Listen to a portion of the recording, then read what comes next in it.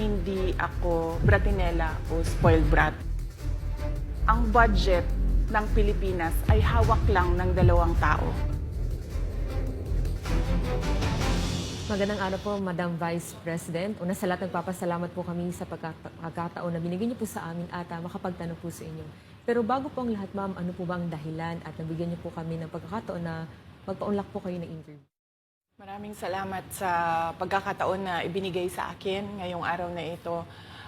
Nagpa-interview ako dahil gusto ko na malaman ng taong bayan at ma-explain sa taong bayan kung bakit hindi ako sumasagot sa question and answer sa budget hearing ng Office of the Vice President para sa budget proposal namin 2025. Gusto ko kasi na maintindihan ng taong bayan saan ba ako nanggagaling. Madam Vice President, sa mga nakaraang linggo po, naging laman ng balita ang naganap na hearing sa House of Representatives po para sa 2025 OVP budget. May mga nagsasabi na nag-asal pratinelya daw po kayo, lalo na sa House of Representatives. Hindi daw po kasi kayo sanay na matanong sa mga bagay-bagay, kaya ganoon na lamang po ang naging asta ninyo. Ano po ang reaksyon niyo dito?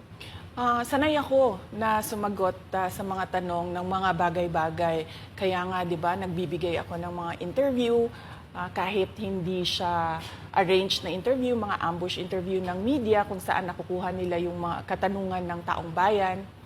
Sanay ako sa ganyan. At alam ng taong bayan na hindi ako bratinela o spoiled brat dahil kilala nila ako simula nung ako ay nasa Davao pa, simula nung ako ay mayor pa, hanggang naging vice president ako.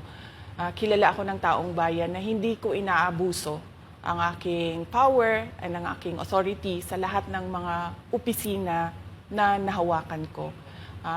Testigo ko ang buong bayan na hindi ako isang spoiled brat. In fact, nung ako ay lumalaki, hindi naman, ang mga kaibigan ko, hindi naman sila galing sa political na pamilya, sa mga mayayaman na pamilya, sa mga powerful na pamilya. Sila ay mga ordinaryong tao lamang at yun ang kinalakihan ko. Isang ordinaryong environment ng isang ordinaryong citizen ng ating bayan. Sa palagay ko, hindi lang sanay ang iilan na mga miyembro ng House of Representatives na hindi nila makuha yung gusto nila at gusto nilang marinig na sagot. At hindi sanay yung mga iilan na mga representatives natin na sinasagot sila sa kanilang mga patutsada. Kaya sa tingin ko, isa din itong parang atake din nila na parang, oh, bratinela yan. Kahit na sumagot naman ako, hindi nga lang sa gusto nila. Kaugnay dyan, Madam Vice President, dito sa budget hearing, naniniwala po ba kayo na may kapangyarihan talaga ang Kongreso na busisiin ang budget po ng bawat ahensya ng gobyerno? Siyempre, oo. Nakalagay yan sa ating saligang batas na ang Kongreso natin ang merong power of the purse. Kaya nga, di ba, merong mga budget hearings at merong pagpasa ng budget mula sa House of Representatives at sa Senado natin, sa Kongreso natin.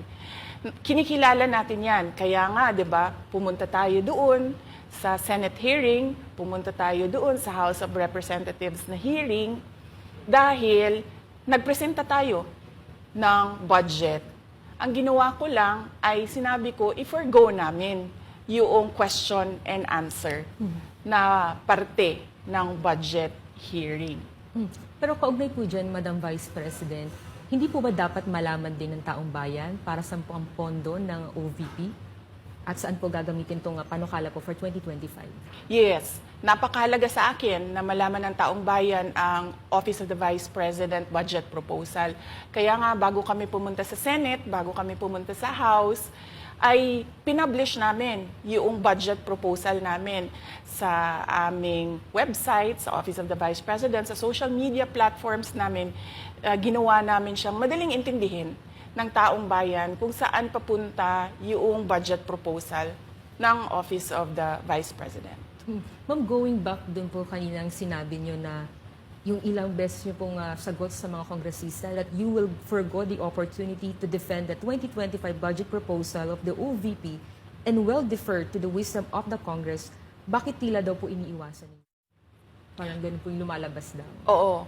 Kasi sinasabi ko pa ulit-ulit yon na sinasabit namin sa Congress ang budget ng Office of the Vice President at iniiwan namin sa Kongreso ang desisyon kung ano ang gagawin nila para sa Office of the Vice President. Kaya fino-forgo na namin yung question and answer. Unang-una dahil nakikita namin na ginagamit siya ng ibang mga miyembro, iilan na mga miyembro ng Kongreso para umatake sa akin dahil hindi kami magkasama sa politika. At pangalawa, kasi ang budget ng Pilipinas ay hawak lang ng 2 tao. Isa yan sa mga rason kung bakit ako nag-resign sa Department of Education.